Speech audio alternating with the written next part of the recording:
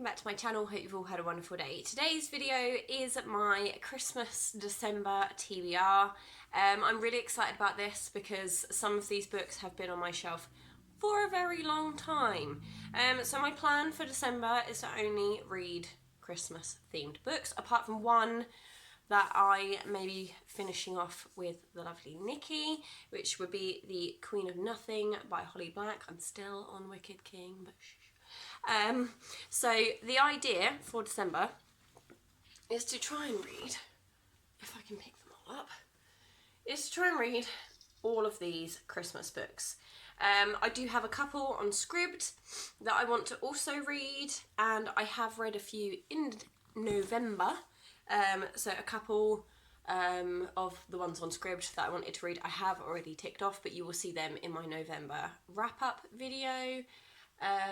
But for now, it is just the ones I have here that I'm hoping to try and get through December.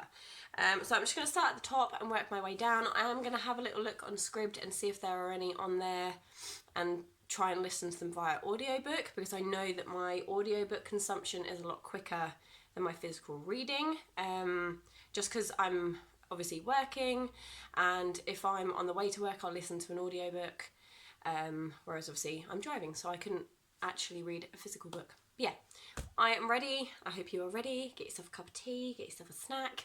Let's get into it. So the first book I have is Debbie Macromba. I hope I'm pronouncing that right. It's 12 Days of Christmas. Can the magic of Christmas bring them together? So I actually found this one in a book exchange phone box. And it just says, Julia is infuriated by her grumpy neighbour, Kane, who can't even be pleasant when they bump into each other.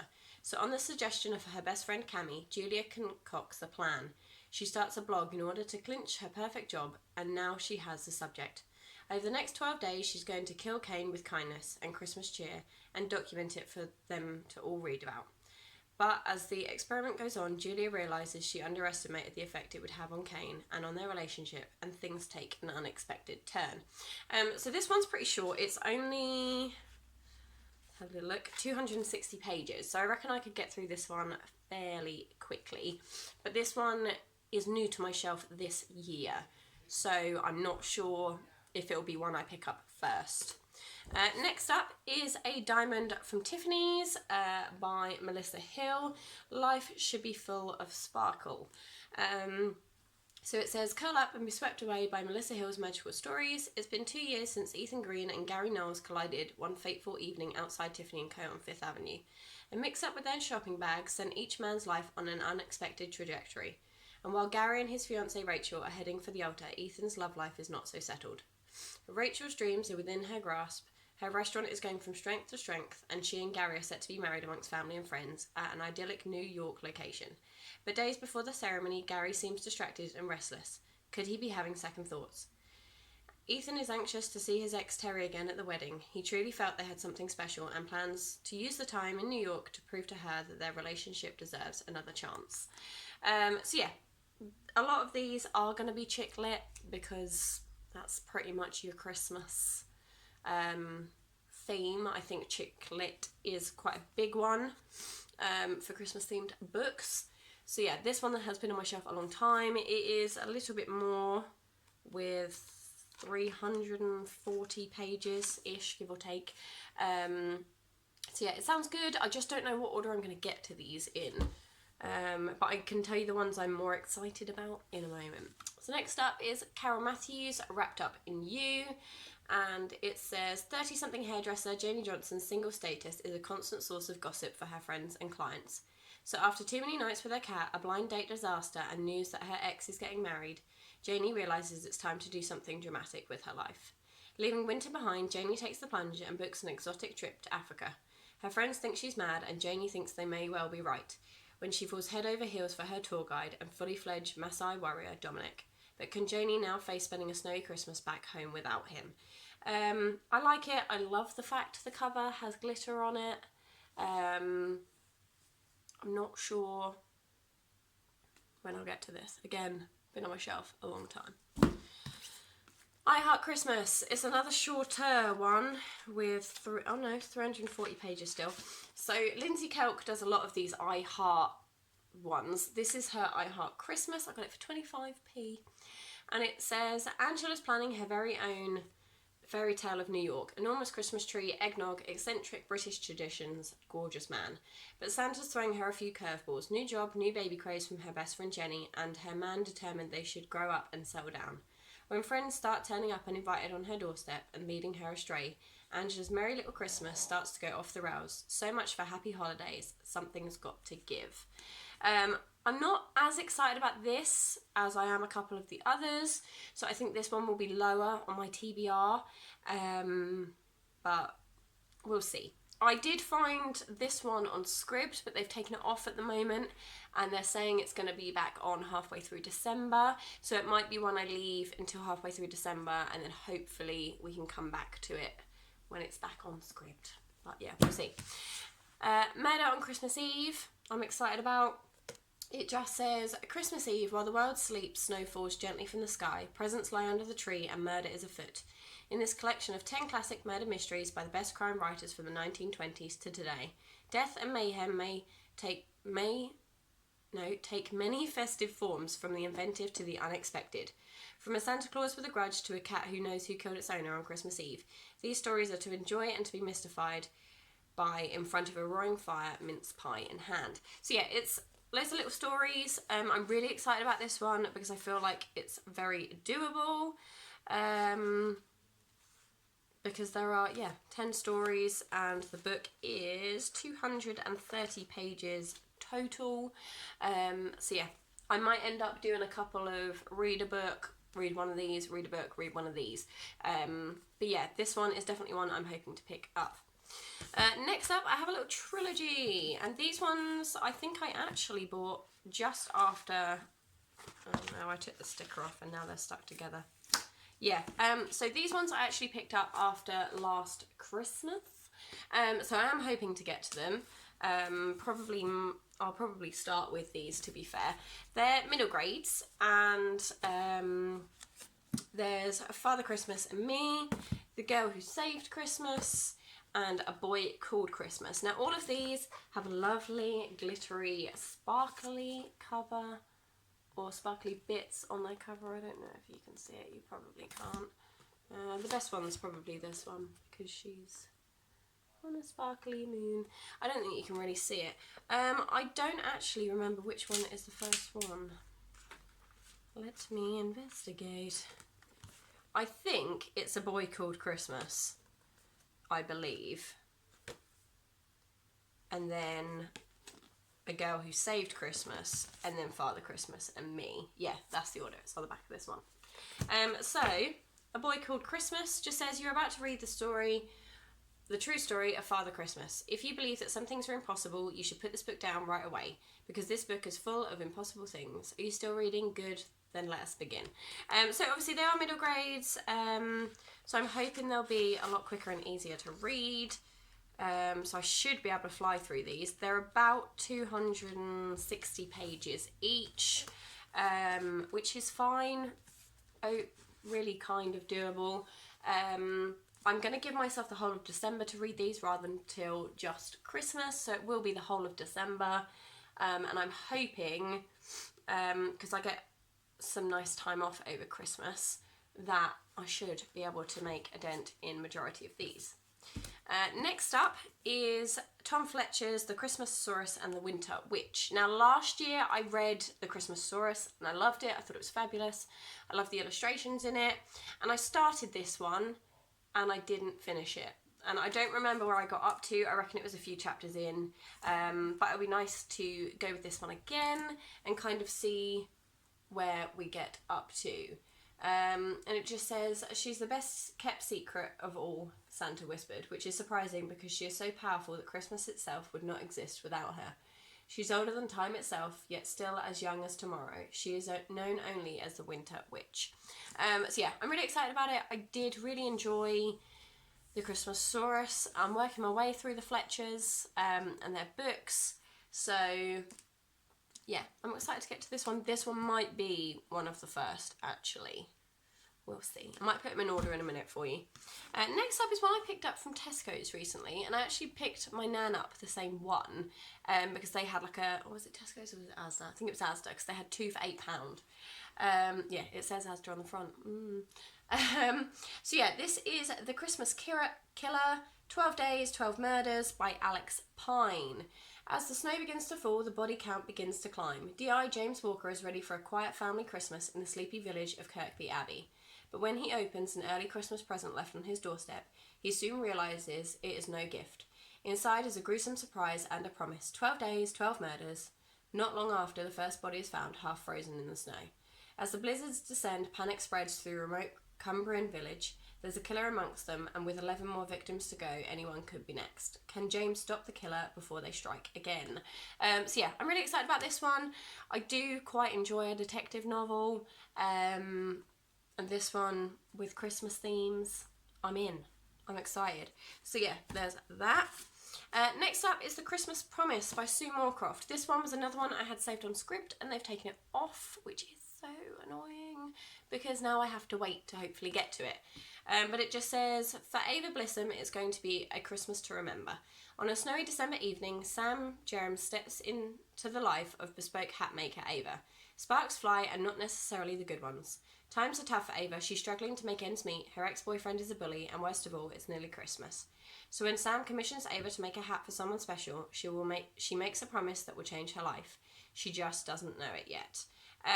So yeah, I'm not sure how I feel about this one. Again, it's been here a very long time. The cover is absolutely gorgeous. It's very Christmassy, very sparkly, which you can't see. But it is a beautiful cover, and I am really, really hoping to kind of get to it. I just don't know. But I have decided that if I don't finish some of these Christmas books by the end of December, that any that I'm not 100% sure on, they are just going to leave my collection because they've been here for more than 2 years and I haven't read them. Next up is Page Toon, One Perfect Christmas and Other Stories. So this one is going to be a bit of a mini one, I believe. It just says, 1 year after movie star Joseph Strike swept school teacher Alice off her feet, they are spending Christmas together in snowy Cambridge. But despite the romantic setting, Alice can't help but question whether her life in the spotlight is really what she wants.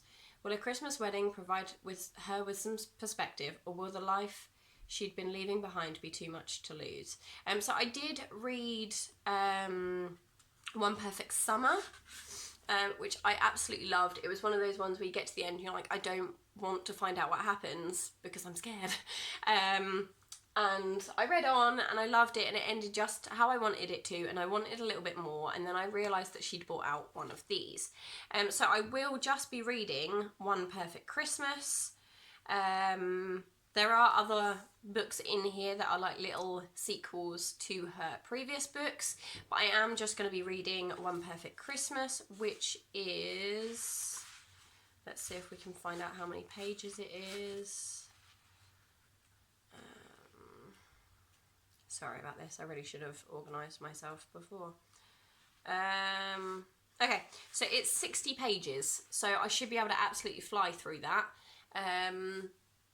But yeah, I'm excited. I want to know what happens. I hope they stay together, because otherwise my entire dreams of One Perfect Summer will be trashed.